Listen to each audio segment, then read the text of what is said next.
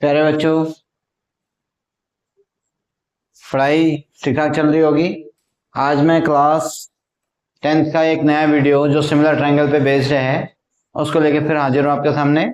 आज का नया टॉपिक है। इससे पहले मैंने बीपीटी, कन्वर्ज ऑफ बीपीटी और रिजल्ट्स रिगार्डिंग टू बीपीटी और एक्सरसाइज 6.2 को कंप्लीट कर दिया था। आज उसके बेसिस पे एक नया टॉपिक आ रहा है और जिसका नाम है condition of criteria of similarity. ठीक बच्चों, इस वाले टॉपिक में क्या है कि चैप्टर बहुत टफ तो नहीं है, लेकिन इसमें थोड़ी सी लिखने की मेथड आपको प्रॉपर फॉलो करनी पड़ती है और उसके अकॉर्डिंग ये सारी चीजें आपको प्रॉपरली फॉलो करनी होती है, तब जाके आप उसको इसमें से मार्क्स गेन कर पाएंगे। और मार्क्स ही नहीं बल्कि नॉलेज भी तभी गेन होगा जब इसके आप कॉन्सेप्ट को समझ पाएंगे। ठीक है, पहली बात तो क्या थी कि ट्रायंगल सिमिलर कब होते हैं। पहली कंडीशन थी, पहला पॉइंट था definition of similarity. Two triangles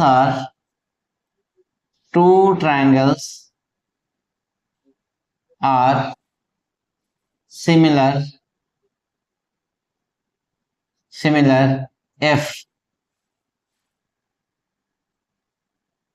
they are in same shape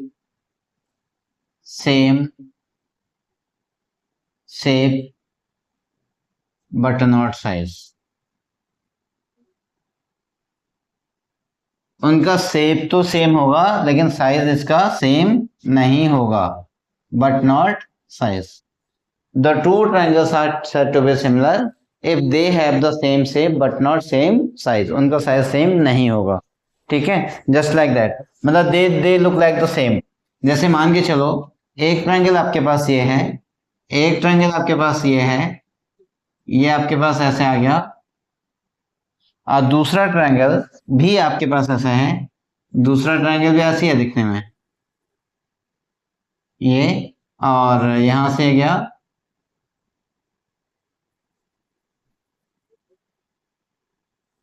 यहां से गया और इसको मैंने मिला दिया ये। ठीक है, ये देखने में आपको छोटा बड़ा लग रहा है, तो यहाँ पे बच गया आपके पास डी ई और एफ, डी ई और एफ, और इसमें हो जाएगा ए बी सी। इसमें क्या हो जाएगा, ए बी सी। ठीक है, अब क्या कंडीशन आ गई, ये दोनों कैसे हैं, लुक लाइक द सेम। ये दिखने में सेम है तो इसका मतलब क्या हो गया, ये दोनों कैसे हो गए, सिमिलर हो गए। ठीक है, अब उसके बाद दूसरी कंडीशन ये थी सिमिलर के, तो ये तो कंडीशन आ गई सिमिलर की। दूसरा पॉइंट है triangle ABC is similar to triangle PQR। Triangle ABC is similar to triangle PQR। Next क्या हो गया, triangle ABC is similar to triangle PQR। यहाँ पे दिया हुआ है ये वाला ABC is similar to PQR। if and only if, ये होता है if and only if, केवल और केवल तभी होगा। पहला पॉइंट बच्चों इसको बहुत ध्यान से समझना। पहला point, if their corresponding side are in same ratio, if and only if their corresponding sides are in same ratio, AB upon of PQ is equals to BC upon of QR and is equals to AC upon of PR। क्या हो गया कि जब ये दो ही condition आपके पास होंगी, या तो इनके कॉरस्पॉन्डिंग साइड्स का रेशियो सेम होगा तो तब। और सेकंड कंडीशन क्या थी इसमें, सेकंड कंडीशन थी आपके पास, सेकंड कंडीशन थी if there corresponding angles are equal, angle B equals to angle P और angle B is equals to angle Q and angle of C equals to angle of R। ठीक है, angle A equals to angle B, angle B equals to angle Q and angle C equals to angle QR। मतलब इसका मतलब ये हो गया कि that is in तीनों में से अगर ये दो कंडीशन में कोई भी मिल गया तो ये इसमें ये है, और ये मिल गया तो ये मिल गया तो ये है। मतलब इन तीनों में से कोई भी एक कंडीशन अगर आपके सेटिस्फाइड हो गई फिर ऑटोमेटिकली क्या हो जाएंगे, आपके पास सिमिलर हो जाएंगे।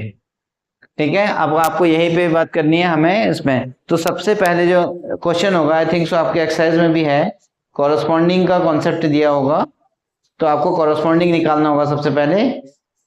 फिर उसके बाद फिर अभी मैं आपके बुक में चेक कर ले रहा हूँ। हाँ, सबसे पहले आपको कॉरस्पॉन्डिंग निकालनी है।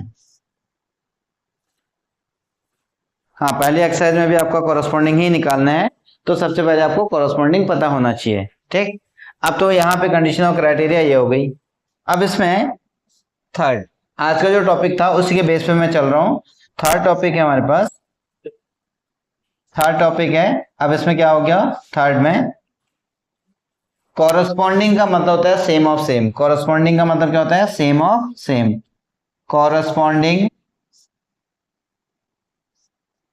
कॉरस्पॉन्डिंग का मतलब होता है सेम ऑफ सेम, यानी इसका मतलब क्या है कि सेम साइड आपकी सेम होनी चाहिए, और तो उसको हम लोग कॉरस्पॉन्डिंग कहते हैं। जस्ट लाइक दैट, इसमें मैं अगर इसकी बात करूं, ये वाले में, इस वाले में मैं बात करता हूं, तो सबसे पहले मेरे पास आता है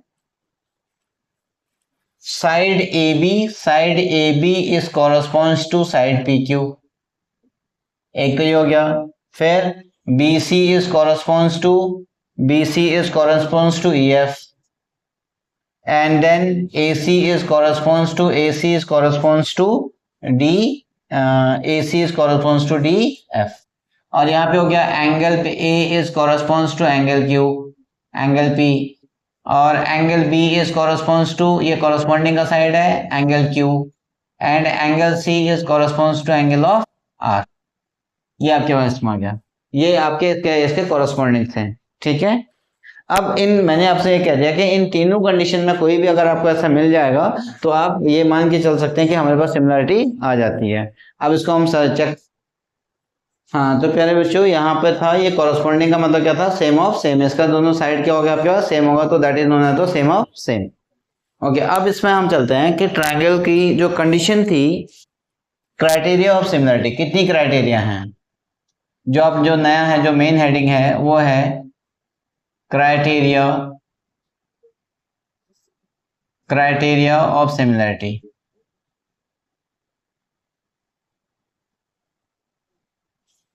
हाँ, इस क्राइटेरिया ऑफ सिमिलरिटी में क्या है, इसमें आप देखिए, ये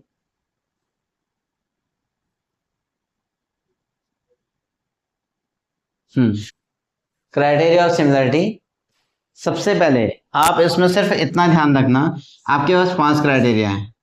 फर्स्ट है साइड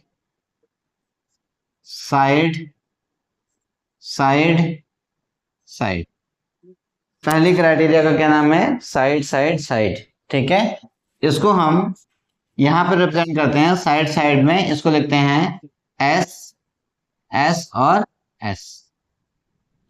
इसको क्या बोलते हैं, साइड क्राइटेरिया। पहली कंडीशन आ गई। दूसरी कंडीशन में है, अच्छा, इसमें क्या होता है, इसमें सारे साइड्स का रेशियो सेम होगा, तो दैट इज, अगर यहां पे मैं एक ट्रायंगल ले लूं ABC, इसको मैं एक ट्रायंगल ले लूं ABC, A B और C, और यहां पर और नेक्स्ट ट्रायंगल ले लूं PQR, इसमें मैं नेक्स्ट ट्रायंगल ले लूं PQR, ये हो गया। ये दोनों ट्रायंगल, इसका मतलब क्या हो गया कि दोनों ट्रायंगल सिमिलर आपके तभी होंगे जब आपके पास AB upon of PQ is equals to BC upon of QR और is equals to AC upon of PR। ये है क्या है, AB अपॉन ऑफ PQ, इसका कॉरस्पॉन्डिंग साइड ये, इसका कॉरस्पॉन्डिंग साइड ये, इसकी कॉरस्पॉन्डिंग साइड ये है, तो इन तीनों का रेशियो अगर इक्वल होगा तो ट्रायंगल कॉन्ग्रुएंट होंगे। ठीक है, पहली कंडीशन तो आपकी हो गई। दूसरी कंडीशन आपके पास आती है, दूसरी कंडीशन तो यहां पे आती है, जिसको हम लोग बोलते हैं साइड एंगल साइड। दूसरा क्या आता है, साइड एंगल साइड। क्या नाम है इसका, side angle side.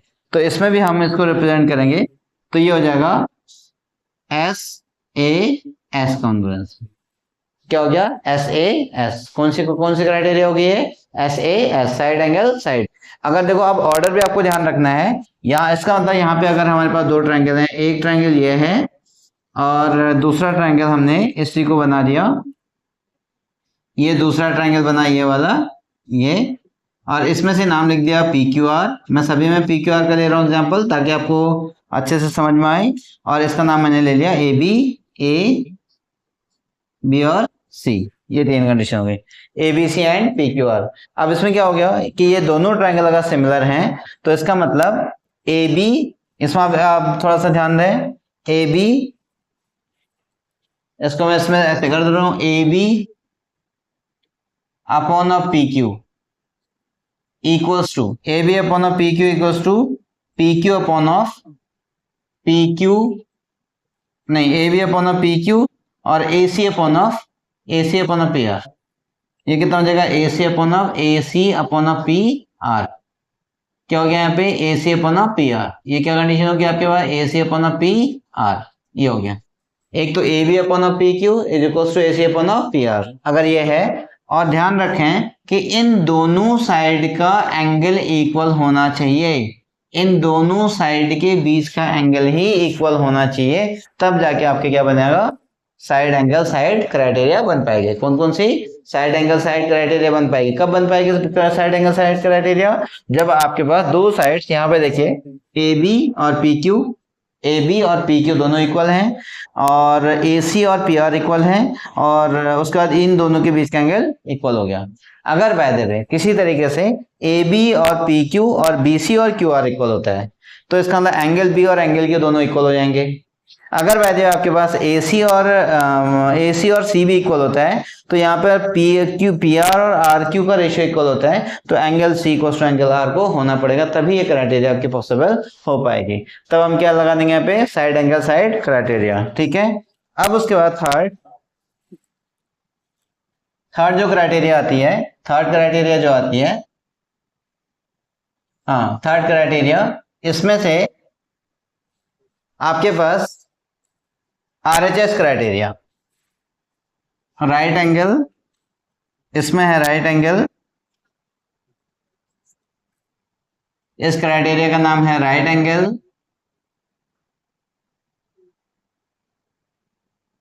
Angle, hypotenuse और साइड। क्या है इसका नाम, राइट एंगल, हाइपोटेन्यूज और साइड। अगर मेरे ख्याल से यहां तक क्लियर नहीं दिख रहा है, साइड में यहाँ पे लिख दे रहा हूं, राइट एंगल, हाइपोटेन्यूज और साइड, ये क्राइटेरिया है, और इसको हम कहते हैं RHS। कौन सी क्राइटेरिया बच्चे, इसको ये हो गया RH और S, ये हो गया, क्या हो गया यहाँ पे RHS। तो इसमें क्या होगा कि एक एंगल 90 डिग्री होगा और हाइपोटेन्यूज का, इस वाली कंडीशन में आपके पास क्या होगा कि जैसे सपोज दैट एक ट्रायंगल बनाया मैंने, ये एक ट्रायंगल बनाया इधर और ये एक इधर बना दिया, इसको दूसरे ट्रायंगल से बनाए, दूसरे साइड उससे बनाते हैं, एक ये बन गया आपके पास, ये इधर, ये हो गया, ठीक है।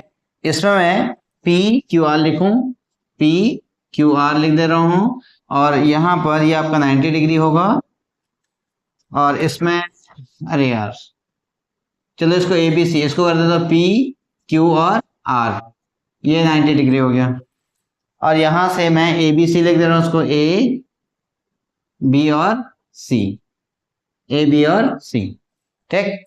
इस कंडीशन में आपके पास जो होगा, तो सबसे पहले तो राइट एंगल की बात कर रहे हैं, एंगल सी इक्वल्स टू, इसमें क्या होगा, angle C equals to angle R equals to 90 degree, और क्या होना चाहिए आपका हाइपोटेन्यूज, यानी A B upon of P Q का रेशियो, कोई एक साइड के रेशियो के बाद, कोई भी साइड, चाहे वो B C upon of Q R हो, चाहे वो क्या हो, B C upon of Q R हो, या फिर B C upon of P R हो, तब भी काम चल जाएगा, लेकिन कोशिश यही करना है कि कॉरस्पॉन्डिंग आपको आइडेंटिफाई करना है। ये कौन सी क्राइटेरिया होगी, राइट एंगल, हाइपोटेन्यूज और साइड, राइट एंगल, हाइपोटेन्यूज और साइड। होप दैट इतना ये पोर्शन समझ में आया होगा आपको, है ना। तो ये आपके पास अभी क्राइटेरिया, यहाँ पे एक और क्राइटेरिया जो सबसे इंपॉर्टेंट क्राइटेरिया, मैंने उसके लिए उसको लास्ट में बताने की कोशिश की है, ताकि उसके बेसिस पर हम इसको इजीली से आइडेंटिफाई कर पाएंगे। ठीक है, तो अब यहाँ पर आपके पास जो पोर्शन है उसमें RHS तो बहुत कम यूज होता है, 1% का यूज होता है RHS का, और इसका यूज आपका मान के कि 5%, तो बच गया 6%, और 6% का बाकी जो बचा 20 यानी 14% आपका SES यूज होगा, और 80% जो होता है वो जो इसके बाद बताऊंगा वो वाला थ्योरम मेरा कम मतलब यूज होता है क्वेश्चंस में। तो ये आपके बेसिक क्राइटेरियाज हैं, होप दैट ये आपको समझ में आ रहे होंगे, है ना। तब तक वीडियो को पॉज करके नोट्स बना लें।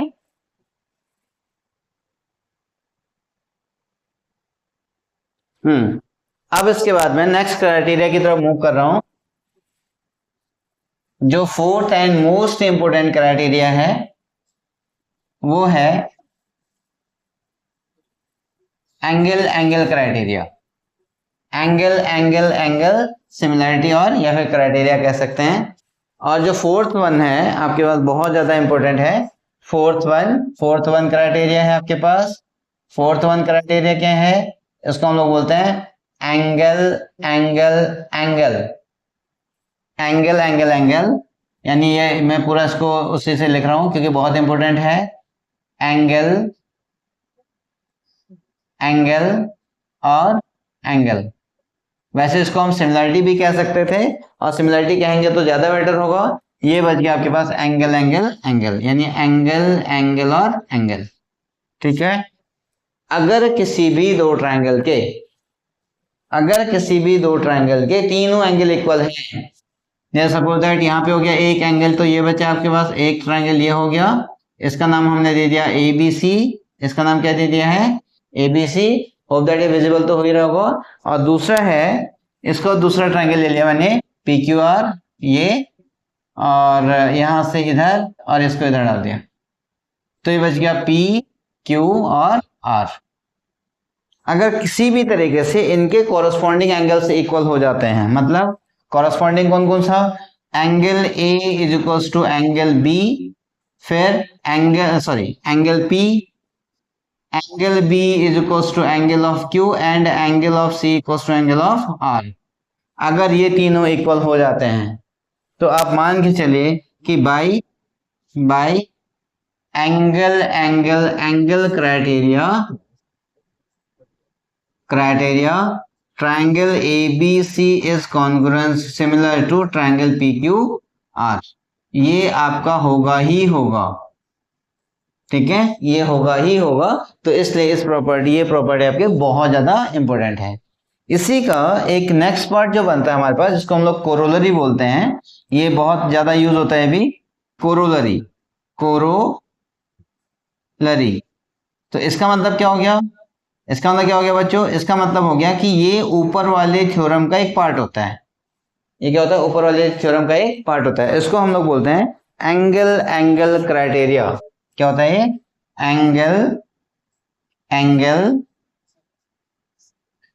Angle criteria. कौन सा क्राइटेरिया, एंगल क्राइटेरिया। तो इसका मतलब हम इसको क्या कहेंगे, ए क्राइटेरिया। इसको क्या कह देंगे, ए और ए क्राइटेरिया। बच्चों इसका नाम क्या कहते हैं, ए क्राइटेरिया। ठीक है, अब ये ए क्राइटेरिया में क्या होता है, ए क्राइटेरिया में अगर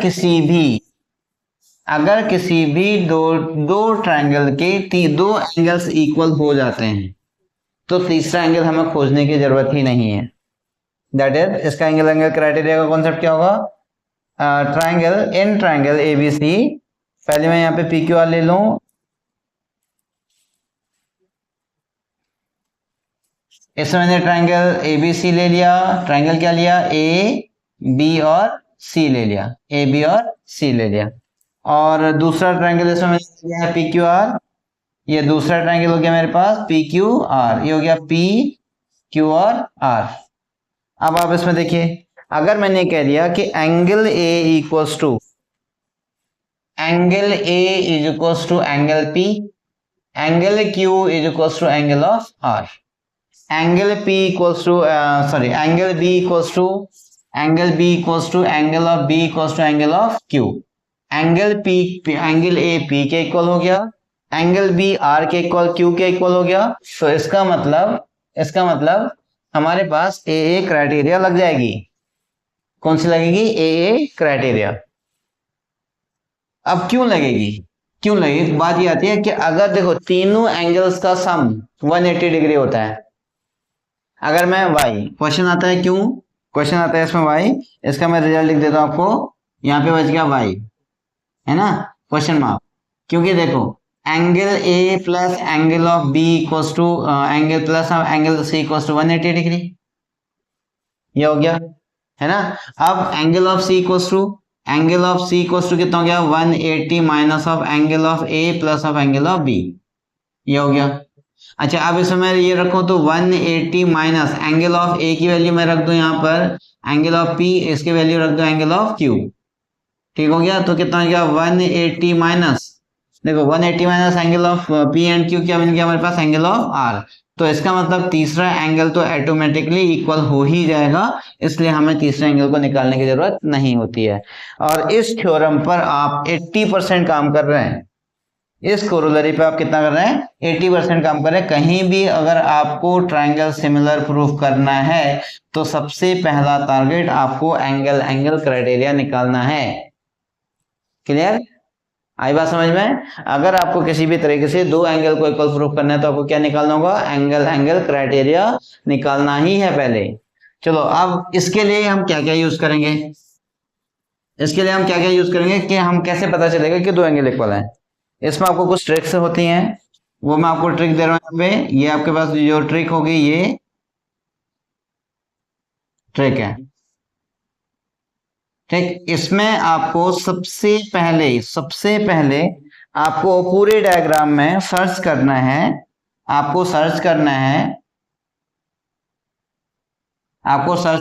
पैरेलल लाइन।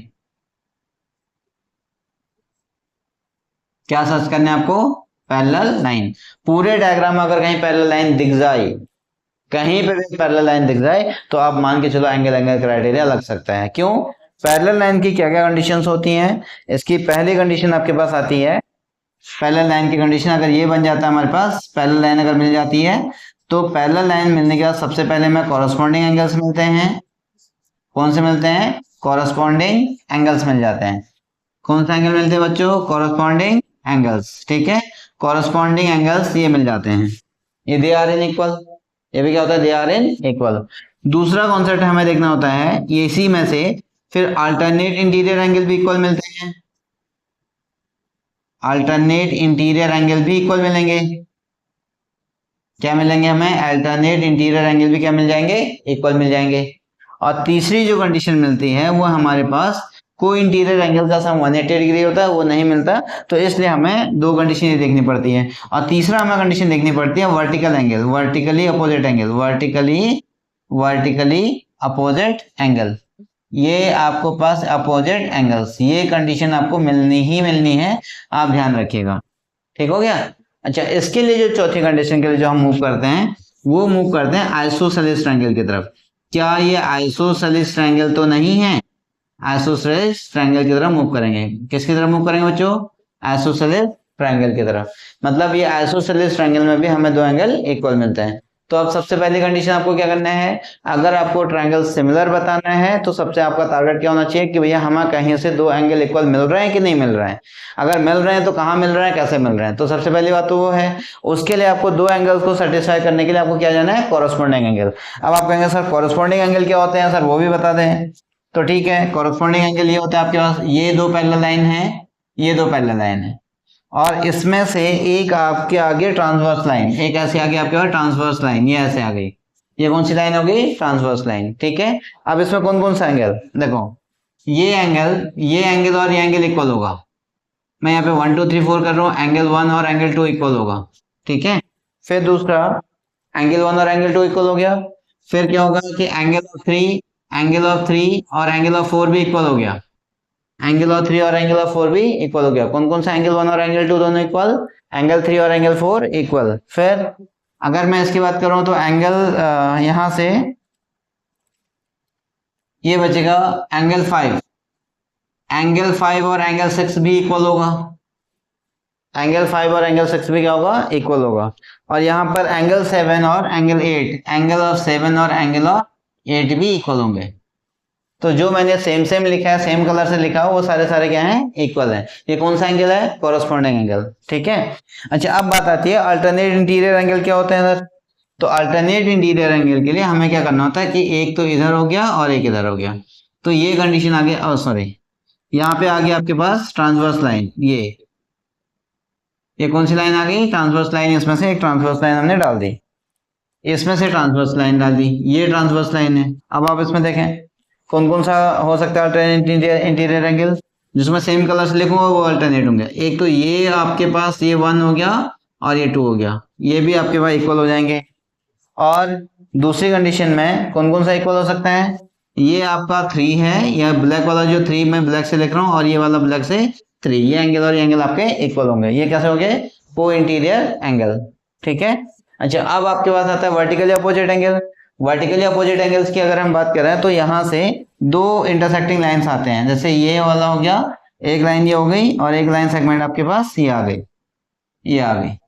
तो इसमें भी वर्टिकली अपोजिट एंगल्स इक्वल होते हैं। अब वर्टिकली अपोजिट एंगल कौन कौन से हैं, ये जो सेम कलर के हैं, ये आपके पास 1 और ये आपके पास 2, ये दोनों इक्वल हो गए।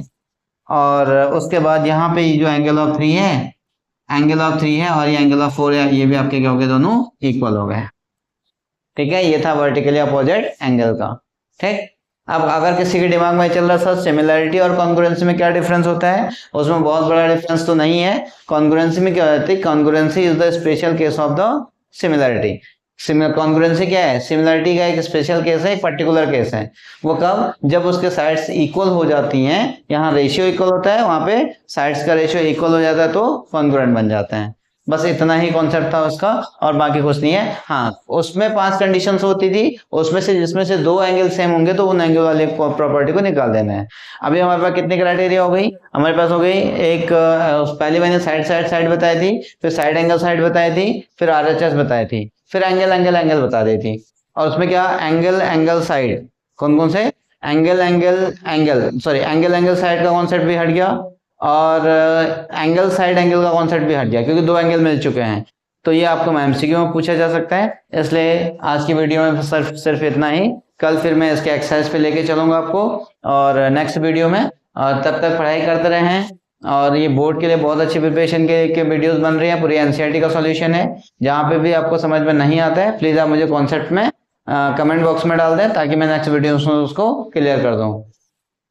हाँ, अगर जाने से पहले अगर लेक्चर पसंद आ रहे हो तो चैनल को शेयर, लाइक एंड सब्सक्राइब जरूर करें, और अपने दोस्तों को बताते रहें, ताकि आपके लिए बोर्ड में बहुत ज़्यादा हेल्पफुल होगी। Till then, okay, bye bye.